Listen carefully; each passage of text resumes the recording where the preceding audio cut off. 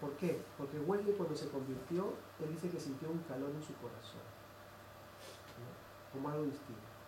Entonces, para entrar a ese proceso de santificación necesitabas una segunda experiencia, un segundo toque. Simpson creía en eso también. Y Simpson a ese segundo toque le llamó el bautismo del Espíritu Santo. Por lo tanto, nosotros no creemos hoy igual que Simpson, por lo menos al principio. ¿Vale? Un segundo toque. Pero Simpson nunca dijo que ese bautismo se evidenciaba por el don de lenguas. A esa segunda experiencia le llamó bautismo del Espíritu Santo, y luego lo que hemos venido a llamar nosotros llenura, para no confundir con la conversión. ¿Vale? ¿Me están siguiendo? ¿Sí? Sí. Ya. Entonces, de alguna manera había coincidencia entre Simpson y la iglesia pentecostal, porque ambos hablaban de una segunda experiencia. Solo que la iglesia, el movimiento pentecostal decía que esa segunda experiencia tenía una evidencia, que eran las lenguas. Entonces, cuando Simpson decía necesitamos ser bautizados del Espíritu, Simpson estaba diciendo necesitamos entrar al proceso de santificación. Y los pentecostales entendían eso como necesitamos el don de lenguas. ¿Vale? O sea, un mismo término se interpretaba de modo distinto. ¿Vale? Entonces, a mediados de la última década del siglo XIX, Simpson se inclinaba, especialmente en sus estudios bíblicos, hacia un lenguaje más explícitamente pentecostal. No nos sorprende, por lo tanto, que cuando surgió el pentecostalismo, algunos observadores creyeran que se trataba de una división interna de la alianza cristiana y misionera, porque se hablaba muy en común, muy parecido, ¿no? A pesar de las duras críticas que recibió el pentecostalismo en sus inicios, cuando se le conocía como el movimiento de lenguas, así se le llamaba el movimiento de lenguas, no se detuvo en su crecimiento, no solo dentro de Norteamérica, sino también en otras latitudes. Al comienzo el movimiento se nutrió de una numerosa multitud que provenía de las iglesias del movimiento de santidad. Una de las que sufrió más la pérdida de una gran cantidad de miembros fue la Alianza Cristiana Misionera. Muchos de los creyentes que hablaron en lenguas fueron rechazados por sus iglesias. Como yo les digo también, en estos tiempos que hay polémica, ya uno se atrinchera ya. Uno es capaz de decir no a todo eso. Se atrinchera demasiado ya. Uno de los grupos de santidad más grandes, la Alianza Cristiana y Misionera, se encontró un dilema respecto a la enseñanza de la calle de Azusa en 1907. Después de un prolongado debate, A.B. Simpson formuló su posición: no lo busques, no lo prohíbas. O sea, él ya va cambiando un poco, ¿no? Va cambiando ese tema. Hay una experiencia, pero no la busques ni tampoco la prohíbas. Hay un don de lenguas, no lo busques, tampoco lo prohíbas. O sea, yo creo que es una posición muy prudente, ¿no? No puedo rechazar como algo que no sea de Dios. Tampoco puedo decir es de Dios. No busques ni prohíbas. Aceptó la glosolalia como legítima, pero no estaba de acuerdo que era la señal de bautismo. O sea, Simpson ya se fue rectificando su posición, ¿no? Aceptó, o fue reafirmando su posición. Aceptó la glosolalia como legítima, pero no estaba de acuerdo que era la señal de bautismo de Cristo. Bien podría ser una señal, pero veía que no era bíblico enseñar que una manifestación especial era la única evidencia del bautismo. Como si todos los que no hablaban en lenguas no hubiesen recibido el Espíritu de Pentecostés. Este concepto moderado no encontró aprobación general, por lo que muchas congregaciones y predicadores dejaron la alianza. Llegaron a engrosar el liderazgo de la Iglesia Asambleas de Dios, cuando se constituyó como denominación independiente en 1914. Entonces el movimiento de lenguas se fue organizando como iglesia. Y entonces nació las Asambleas de Dios. Entonces la posición más moderada de Simpson no encontró mucho respaldo en cientos de creyentes que dijeron no, la única evidencia. Buscaban lo sobrenatural, como que dice. ¿Perdón? Buscaban el sobre todo las lenguas, hablar en lenguas. Por eso lo más espiritual, lo que como más sobrenatural. Como la única evidencia, sí, ¿no? Ahora, como podemos ver, el impacto o shock que recibió la alianza fue tremendo. No solo la abandonaron pastores, sino congregaciones enteras quedándose con los edificios y propiedades. Entonces, todo, se cambiaba el cartel. La denominación sufrió muchísimo, se investigó y deliberó sobre el movimiento de lenguas y se llegaron a las conclusiones claras en el ámbito doctrinal, marcándose claras diferencias y distancias con estos nuevos grupos. Al analizar el informe anual del año 1907 elaborado por Simpson, donde se trata del problema que se ocasionó en el naciente movimiento pentecostal, podemos observar su posición equilibrada al respecto, aunque a la vez vigilante, recomendando a cada pastor de la denominación estar atento y luchar por la unidad y la verdad. Entre algunos puntos resaltantes de este informe, tenemos los siguientes pronunciamientos del fundador de la Alianza. Dice: con respecto a las manifestaciones especiales del Espíritu Santo, acompañadas con la glosolalia, se consideró que era prudente mantener un espíritu presto al candor y la precaución. Por un lado, estar dispuestos a todo lo que Dios tuviera preparado para nosotros, y por otro, estar alertas contra toda impostura, extravagancias y falsas enseñanzas. Prudencia, prudencia. No todo es de Dios. Se reconoció que en muchas ocasiones las experiencias de la glosolalia y otras manifestaciones fueron genuinas, además de haber sido acompañadas por humildad y otras virtudes cristianas, así como un renovado celo misionero. Textualmente dice: de modo que sería un asunto muy delicado que cualquier creyente cálidamente hiciera una crítica general de condenación. No se puede hacer eso, ¿no?, a tales movimientos o presumir limitar al santo Israel. Al mismo tiempo se hace un llamado a todo pastor de la denominación a buscar un espíritu de discernimiento de Dios y poner firmeza al guardar la verdad y la obra divina. Luego se señala algunos errores doctrinales y énfasis equivocados en la búsqueda del obrar del Espíritu Santo. Simpson argumentó que era un error llamar Pentecostés al tipo de manifestaciones que se daban como si nadie hubiera recibido el Espíritu de Pentecostés, sino solo los que hablan en lenguas. Se denunció que esto ocasionaba que muchos perdiesen su confianza en Dios, cayendo en el error de buscar afanosamente manifestaciones especiales y superfluas, y cambiaban su fe en Dios por la búsqueda de maravillas, señales y manifestaciones especiales. Sí. Yo eso, por ejemplo, yo tengo una pequeña experiencia con unos hermanos que, bueno, los conocía recién, pero no me dijeron que si eran pentecostales o no, ¿no? Pero al ser jóvenes, o sea, me hablaron de las lenguas así como que si no supiese, pero bueno, tenía un poquito de base, ¿no? Entonces, ellos cuando me decían, ¿sabes hablar en lengua? No sé qué, digo, no, me dice, pero me hablaban de eso, del bautismo, del segundo bautismo del Espíritu Santo, digo, si es verdad, será, ¿no? Será, ¿no? Entonces me dijeron, vamos a hablar.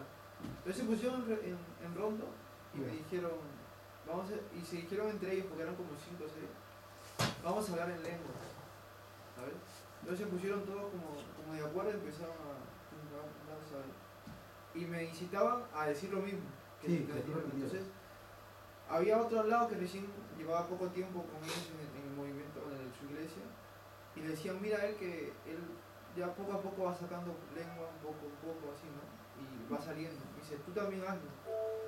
Entonces, yo entré en la cosa esta de que a muchas personas, o sea, más que nada a jóvenes, ¿no? Porque quieren ver la manifestación esa de decir, destacar, decir, mira, yo puedo hablar, y eso, por eso es que yo soy hijo de Dios o creo más en Dios, ¿no? Por las manifestaciones. ¿Qué es lo que hace engañar? Porque a lo mejor había gente que, como yo, que yo no sentía ese favor de querer hablar ni hasta el día de hoy, después de haber recibido esa oración del Espíritu Santo que me hicieron hacer, ¿no? El bautismo. Entonces, yo veo eso más como, no sé, como algo que que hace que la gente lo único que busque es la actividad, ¿no? La buscar emociones, sí. Y no se centran en sí lo que es Sí, desgraciadamente eso pasa. Y eso me quedó a mí, pero así, Sí, ¿no? Y además esa forma de estimular a hablar, o sea, miren hermanos, ¿no? Con el tiempo, Simpson, está en internet, ustedes pueden buscarlo, él escribió un poema que se llama A él, o solo él, ¿no? Entonces dice Jesucristo y nada más. Que como vio tanta exageración en buscar la experiencia, buscar la experiencia, buscar la experiencia en la lengua, entonces se dio cuenta que se estaba desviando el foco de atención, ¿no? De Jesús a lo que Jesús puede dar, ¿no? Y hay que buscar a Jesús. Entonces dijo Jesucristo y nada más.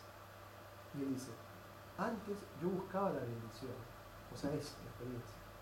Antes yo buscaba la bendición, ahora yo tengo a Jesús.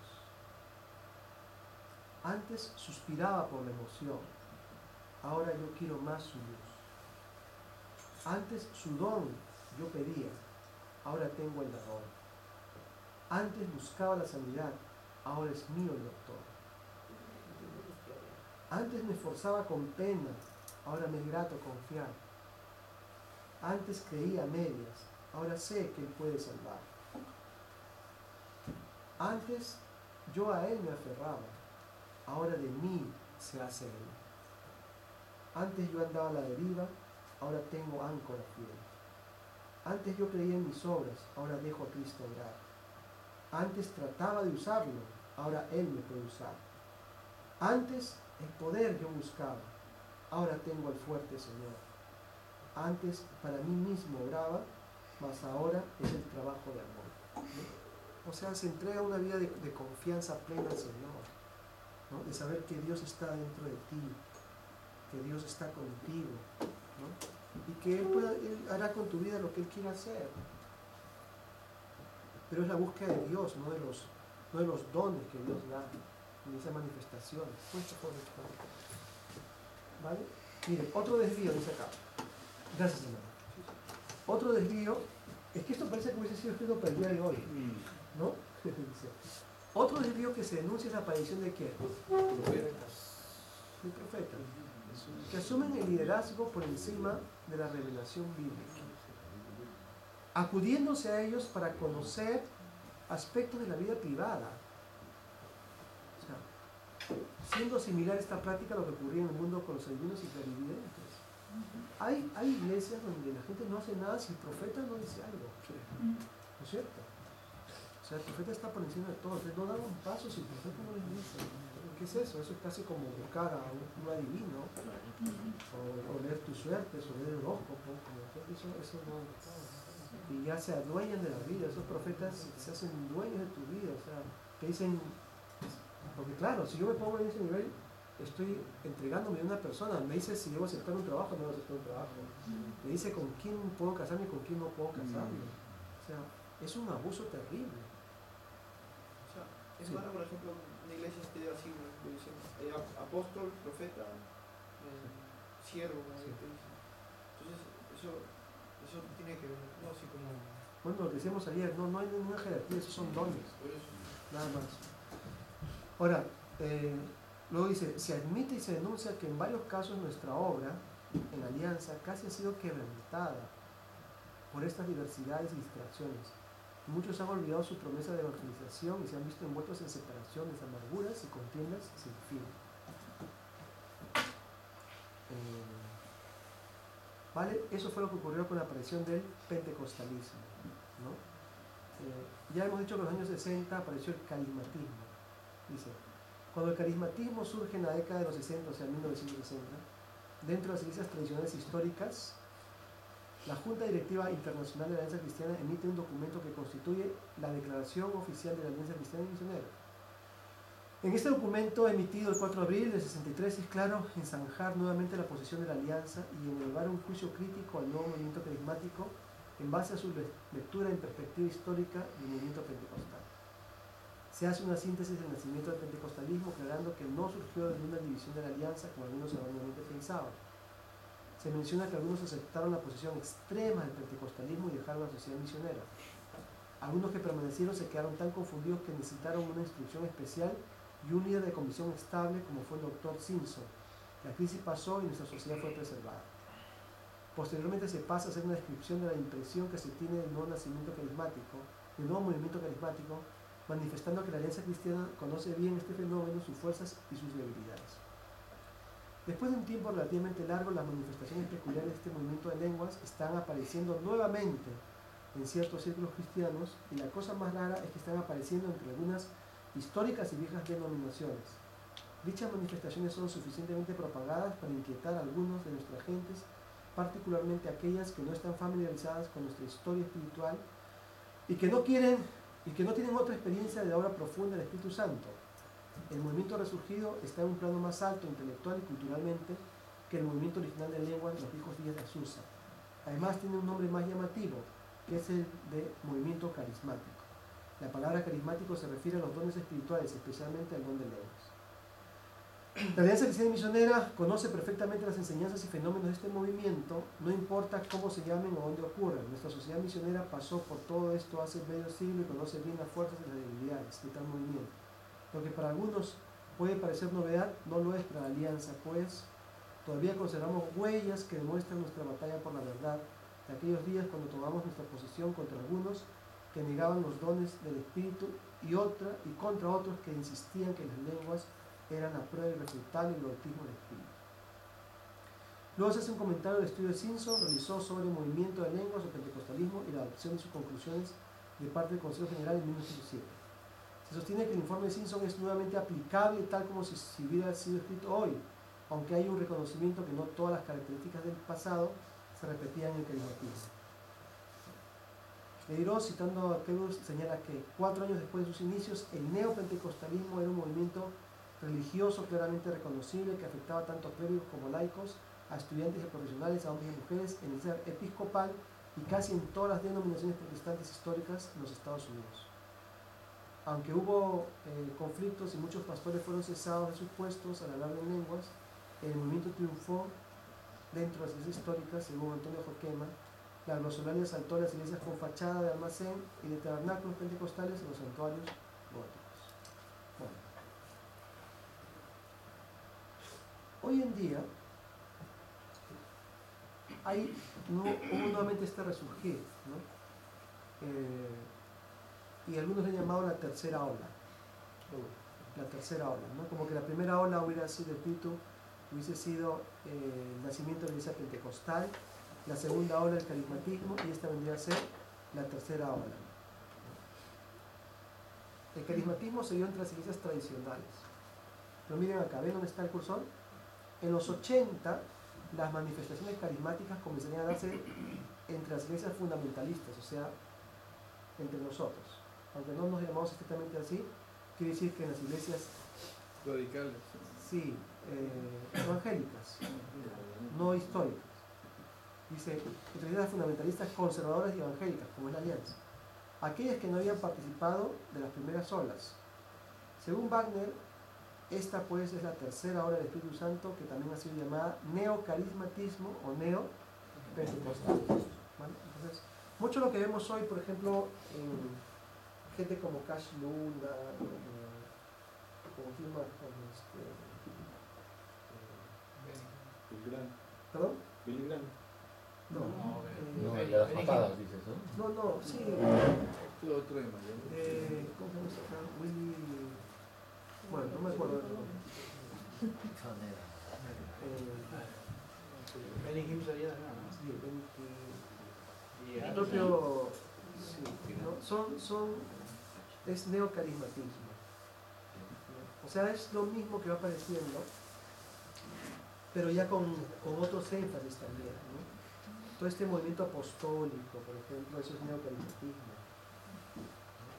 Todo ese énfasis exagerado que hubo en lo que es el mapeo espiritual, por ejemplo. Antes de evangelizar, ir a una ciudad y ver dónde están los ídolos y los demonios y hacer un diagnóstico demoníaco para orar contra eso es neocarismatismo, ¿no? Todo eso que vemos como risa santa, que la gente comienza a reírse, no para de reírse, no para. Eso no había antes, ¿no? Eso es neopentecostalismo o neocarismatismo, ¿vale? Entonces, contra todo eso ya la Alianza tiene una posición tradicional, ¿no? Una posición que es que nosotros antes que buscar experiencia buscamos a Cristo, y si puede venir una experiencia sabemos que si es del Señor, amén, y las respetamos, pero tampoco no corremos tras ellas ni ni decimos que en definitiva son del Espíritu. ¿Sí, hermano? Prudencia, solo prudencia. No podemos, no sé si es muy audaz decirlo, ese respetar, entre comillas, no podría estar lindando con la tolerancia. Sí, como dice acá, o sea, pero es una tolerancia con ojos muy abiertos. Tolerancia en la Tolerancia en guardia. Sí, claro, tolerancia con los ojos muy abiertos, porque como dice ahí, decía Simpson, que tenemos que estar alertas, ¿no? A todos los pastores que luchen por la verdad, por la estabilidad, ¿no? Entonces la cuestión es así, ¿no? Si uno tiene que estar muy alerta, pero como te digo, no trincherarse tampoco, ¿no? Porque es verdad, uno puede apagar a veces la obra del Espíritu, ¿no? Cuando es muy radical, muy extremista, hay que esperar y ver con prudencia. Sí. No, era porque, por ejemplo, lo que te estaba señalando aquí en Barcelona, con la maquinita hay una iglesia, ¿no? Entonces yo me he tocado con personas que hay en esa iglesia y según dice ha venido el pastor, la pastora, los ha tocado y les ha profetizado todo lo que le va a pasar, etcétera, etcétera, ¿no? Entonces, y veo que la persona cuando habla de esa manera, incluso Ya, esa es otra cosa, por ejemplo, sobre eso sí es bien claro. Se dijo en la declaración que no son abusos. Claro, Sí, Abusos, esos que aparecen como profetas y comienza, eso es un abuso clarísimo, ¿no?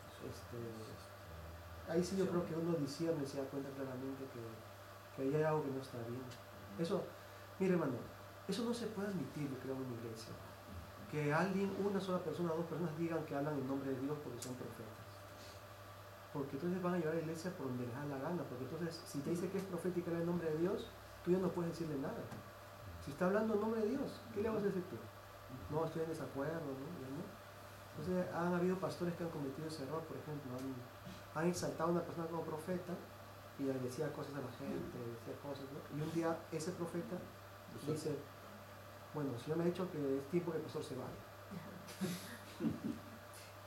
¿Y ya qué va a decir el pastor? Si ya todo el tiempo le da un lugar especial que es la voz de Dios. Cuando dice eso, ¿qué va a decir? No, ya no es la voz de Dios, ya no puede, ya está perdido. Pero, por ejemplo, si tienes una experiencia así, por ejemplo, porque yo digo en una iglesia también así que te ponían las manos, ¿no? Pero si estás en oración y un hermano se supone como que dice, tiene el don de profecía, o sea, dice, el Señor me ha dicho, entonces, como que ahí es cuando ya me confundo mucho, ¿sabes? El Señor le ha dicho que, Por ejemplo, si estamos orando y la hermana... Así dice el Señor, ¿no? Así. Ah, muy bien. tú tienes que decir tu corazón, bueno, si es del Señor, así será, y si no es del Señor, es que te pueden confundir, por ejemplo,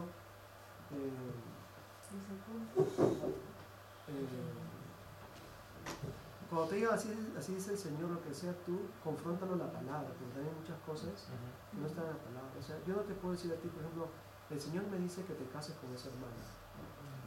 Y lo dice. Pero hay algunos que lo dicen. Lo dice, hermano. Y la gente a veces lo cree. he tenido la visión. ¿Sabes qué? Yo creo que el problema es que mucha gente, y lo he visto no solamente aquí en Europa, sino en muchos lugares, es que la gente se va un poco a iglesia buscando supuestamente el Espíritu de Dios. A ver, que no, aquí el Espíritu no se mueve. Entonces, fíjate que acá en esta iglesia hay un man ahí que profetiza. Ay, sí, vení, vamos. Ahí personalmente uno me da ira, rabia, y digo, pues ustedes qué hacen allá. Y allá dicen, sí, siempre y pum, dejan ahí 500 euros. Y en la iglesia ni siquiera son capaces de dar 10 euros. Eso es como buscar al adivino que te cobra, ¿no? Al chamán, ¿no? Pero no sería bueno identificar también lo que es el consejo del profeta, porque yo leo Crónicas Reyes y veo que el profeta iba a anunciar una palabra de Dios, pero para que el Señor no derrame la ira en ese momento, para llamarnos a arrepentimiento, ¿no? No, yo no veo diciéndole, o sea, adivinándole cosas para un porvenir, un prosperar, ¿no? Yo creo que es más que nada que el profeta lleva palabras pues para llamarnos a un arrepentimiento, para enderezar nuestra vida en algo que estamos fallando, ¿no? No digo que no haya, o sea, hay profecía y hasta puede haber predicción, ¿vale? Pero hay que estar muy alerta porque se puede prestar al abuso. Sí. De verdad, yo he visto personas, yo he conocido personas que han arruinado su vida y sus ministerios porque un profeta les dijo algo que tenían que hacer y se olvidaron. Entonces tú tienes, mira, Dios nos ha dado sentido común. Tú no puedes renunciar a tu sentido común, a tu inteligencia que viene de Dios, ¿no? Tú tienes sentido común. Entonces, tú no puedes renunciar a tu iglesia, al consejo de los hermanos, al consejo de tu pastor. Entonces, cuando tú vas acudiendo prudentemente en humildad todo eso, tú vas sopesando y luego tú tomas una decisión al respecto. ¿No te das cuenta? O sea, Dios ha provisto diferentes mecanismos y el fundamental es la palabra para que uno se dé cuenta si algo es de Dios o no es de Dios, ¿vale? Pero con un solo criterio tú no puedes decir es así, ¿no? Dios ha provisto, entonces uno tiene que ser muy prudente, no puedes así a seguir a nadie, ¿no? Está la palabra, están los hermanos, los ancianos, tu propio sentido común, porque así también hay gente así que desvalida. O sea, el Señor me ha dicho que vendas tu casa, ¿no? Y que la entregas para Él, ¿no? Y al final es para que se vayan de viaje, paseo. Entonces, yo quiero desacralizar a tantos que hoy en día se hacen pasar por, pero sí conozco otros que han profetizado y son hombres de Dios, pero no lo hacen de esa manera abusiva, ¿no? ¿Por qué tengo que ser delante de todos? Dios sí puede poner algo en tu corazón con otra persona, ¿no? Y yo sé, pero no, mira, tengo esto en mi corazón, pero vamos a ver que si el Señor lo confirma, si es de Dios, o sea, ser honestos, sinceros.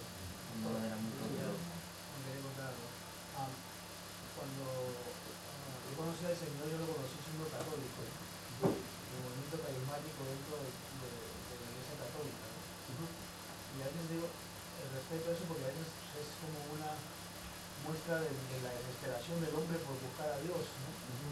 Pero el Señor puso orden, ¿no? Y mucha de esa gente, ese grupo donde yo comencé a encontrar al Señor, son pastores de la Alianza, que nacieron de una iglesia católica, ¿no? Y a veces hay que tener siempre eso, digo, ¿no? Entonces, estamos muy abiertos, pero también entender que a veces es esa misma desesperación del hombre por querer buscar a Dios, ¿no? Porque es al revés, el Señor no es que encuentra al hombre, ¿no? Pero tener paciencia, ¿no? Con esa gente también, ¿no? Porque es la misma desesperación del hombre de saber, de poder llegar a tocar la Dios de esa forma, poder verlo, es lo que hace buscar experiencias, ¿no? Sí, entonces yo lo que digo es que existe, no hay ningún don que ha cesado, pero el abuso, no hay el abuso, ¿no? Todos podemos abusar, ¿no? Así como el profeta puede abusar, el pastor también puede abusar, el apóstol también, ¿no? Todo está, solo que como se pone en un plano superior, ya es como que se pretende hacer callar a todos los demás, ¿no? Entonces ya no se puede decir nada porque está un plano superior, es un ungido y se hacen barbaridades. Yo les dije también la lectura de Jonathan Edwards. Ustedes tienen su lectura, porque luego quisiera que hicieran un trabajo. Voy a leer la introducción y luego quiero dejarles un trabajo. Entonces, si pudieran juntarse los que tienen.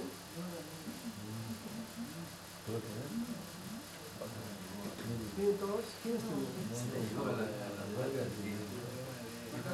¿Ah? Sí, las marcas distintivas. Bueno, yo voy a leer y luego vemos cómo hacemos. Voy a leer la primera parte, porque entonces, ¿cuáles son las marcas para saber si un movimiento es de Dios o no es de Dios? Entonces, sí, entonces vamos a ver, dice así, miren, acompáñenme a la lectura. Dice, el más grande derramamiento del Espíritu Santo que jamás se haya dado en la historia ocurrió en la era apostólica. Lógico, ¿no? Comprenden ustedes. Dice, las operaciones ordinarias del Espíritu Santo. Él le llama ordinarias a lo que nosotros le hemos llamado especiales, ¿sí? Las operaciones ordinarias del Espíritu Santo, como son el convencimiento, la conversión, la iluminación y la santificación de las almas, así como sus operaciones extraordinarias que tienen que ver con sus milagros y el derramamiento de dones, no tienen comparación en la historia. Pero así como las genuinas operaciones del Espíritu Santo